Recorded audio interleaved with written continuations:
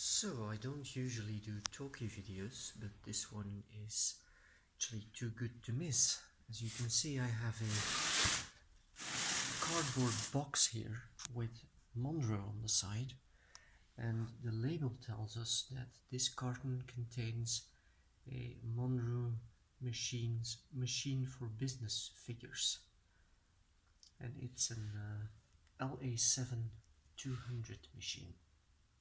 And this box came to me from a French employee of Monroe, who was a distributor. As you can see, it's a fragile machine, and he sold these machines in the 1970s, and at the end of the 1960s, beginning of the 1970s, of course, people started buying electronic calculators rather than these mechanical machines. And so the issue was that he got stuck with something like 50 of these boxes in his garage, and he kept them all this time. And so now, after more than 40 years, we're gonna have a look inside. So here we go. This is the tape. First time that is taken off in over 40 years. So what shall we find inside? It's a box, obviously. Go. So let's take the cardboard covering off. And so here we have the assembly record for the machine. So the assembly and inspection record. The serial number, which is 370,253. It was apparently packed by Olaf. Voltage 170 volts. And then what these stamps and signatures mean, I have no idea. So let's take that out of the way. And then we have this very nice padded way of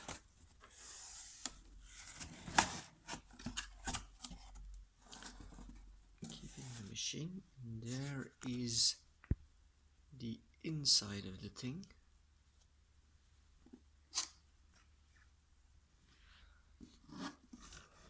And so we have a notice d'emploi. The machine came from France, even though apparently the manual was printed in the USA. So we'll get this manual online, obviously. This is what the machine looks like. Apparently they are electric.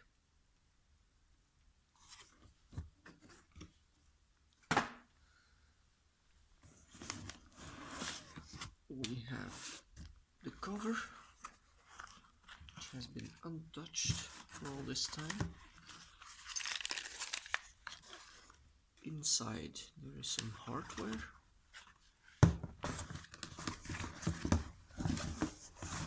Monroe, right there.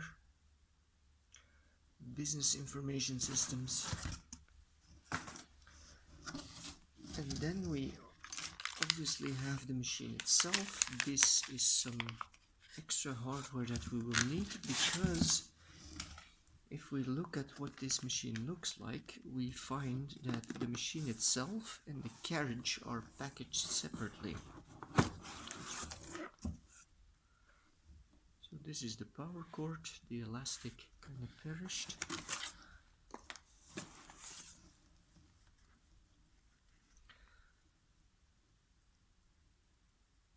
Route to traffic department with the serial number of the machine.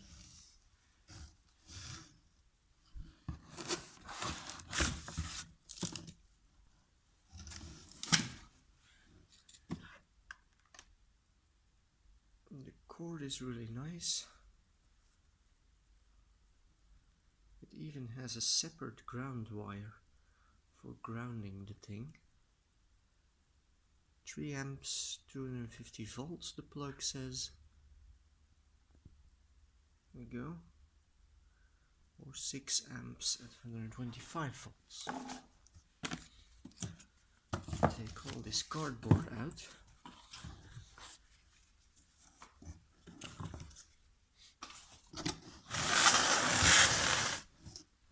And then we are left with the carriage.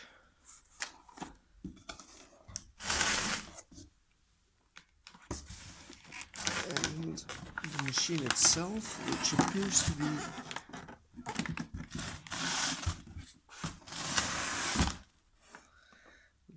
to be screwed to a piece of hardboard. So we'll take that off, I suppose. I put my camera on a stand now, so I can use both hands to get this machine out. Move the box over, and we can unwrap it.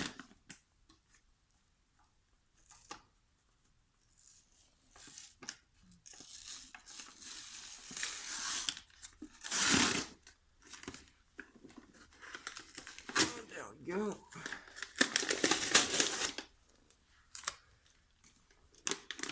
That should be a first glimpse.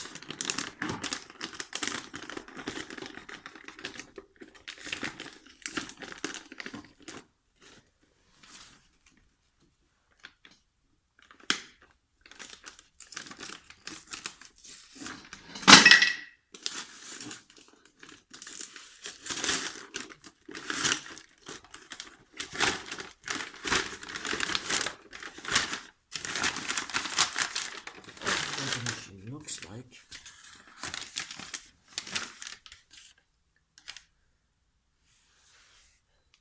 So it does look new, which is, I suppose, what we expected.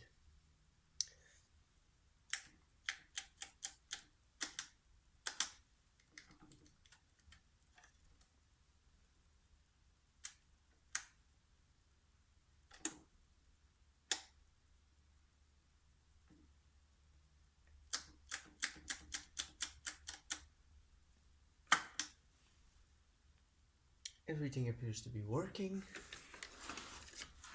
We just have to unwrap the carriage here.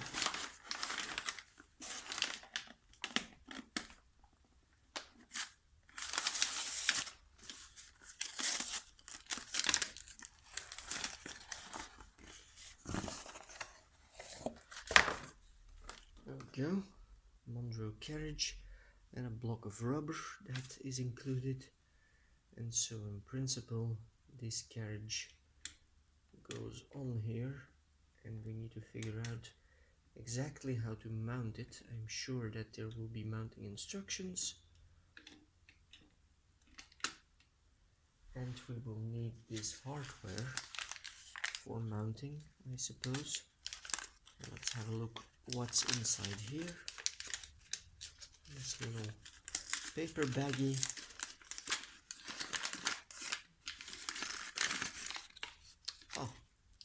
It is the manual crank and 4 screws.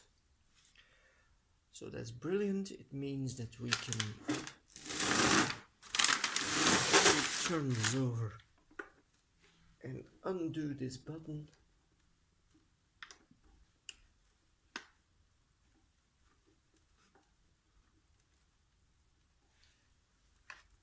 And I think we will be able to mount this crank.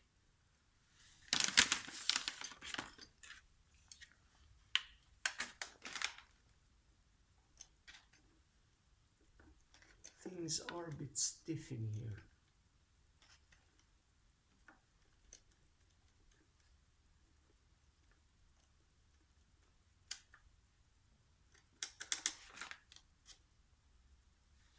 May need a bit of lubrication. So now the Monroe is up on the bench, and what I am doing is to insert the little screws that came in the brown paper bag that are meant to replace the screws that kept the machine to its hardboard backing. So in the meantime, I can also show you. Then we can use this little lever here to uncouple the knob on the side.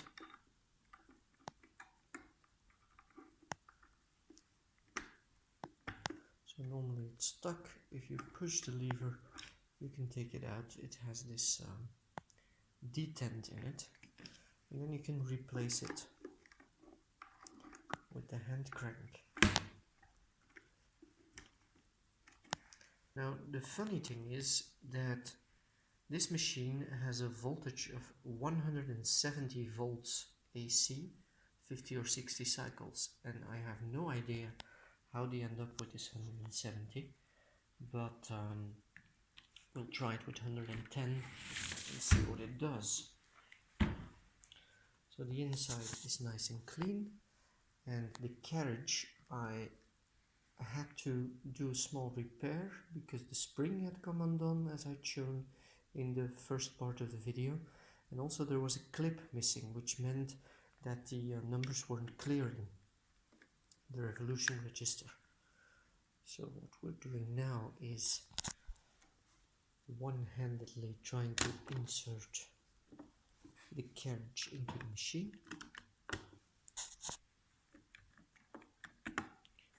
Which is not that easy with one hand.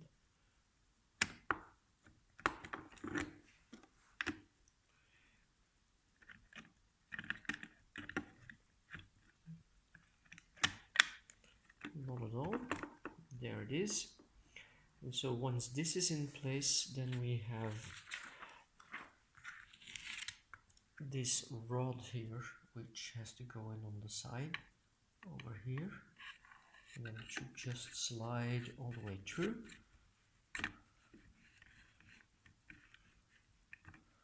Hopefully without any issues. There we go. And then we have this little clip which goes on the bottom. On the bottom here. Over here.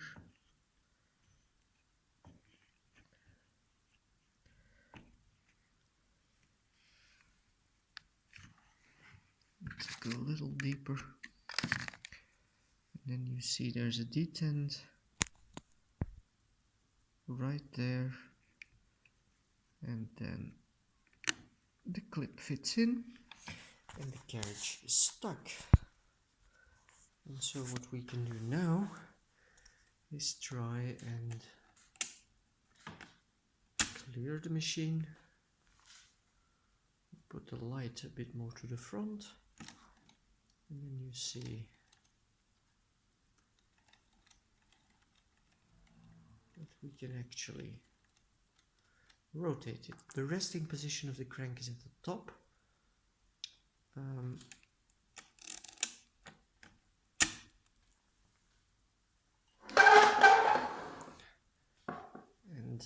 as we can see here,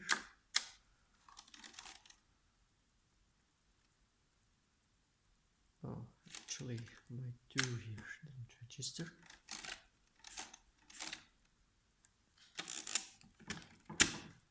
There we go, and we have our little flippy thingy to change the crank. And now what we're gonna do is insert the power cord, change out the lever, and then hope for the best that it will work instead of 170 also on 110 volts. So let's do that. I have the power cord over here. There we go. Here it is. Right there. We will insert the 110 volt transformer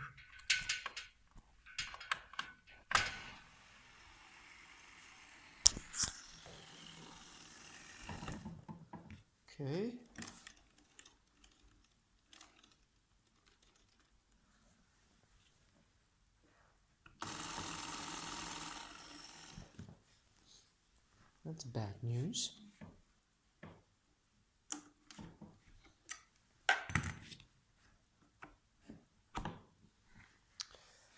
Apparently there is a safety incorporated in the crank, which means that if you insert the knob, that the motor, with the knob it's fine. If you insert the crank, the motor will run as a kind of warning signal that the crank is inside. But let's give it a try. Yeah, that works absolutely beautifully.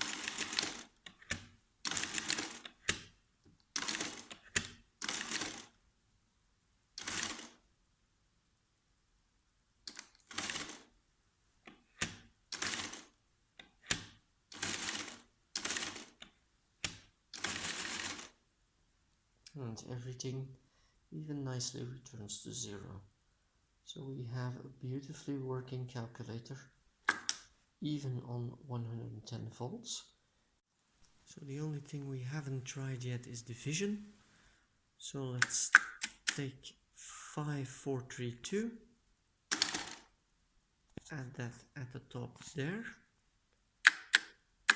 and then divide it by 32. And let's see what that will actually, let's divide it by 31 and let's see what that will do.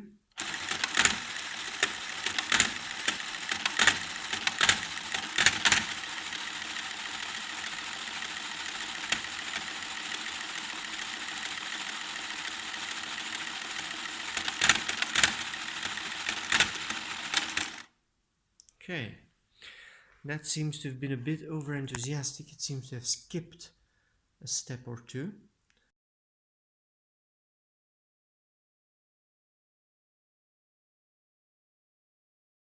So all that remains to be done now is to test the division, and we'll do that by dividing 5432, which is up here.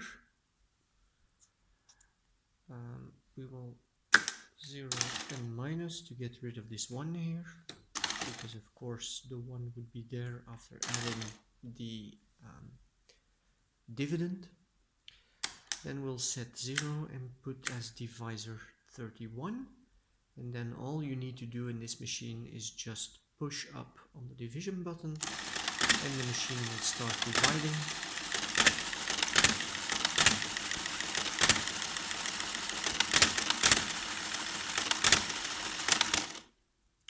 And so there we have the result.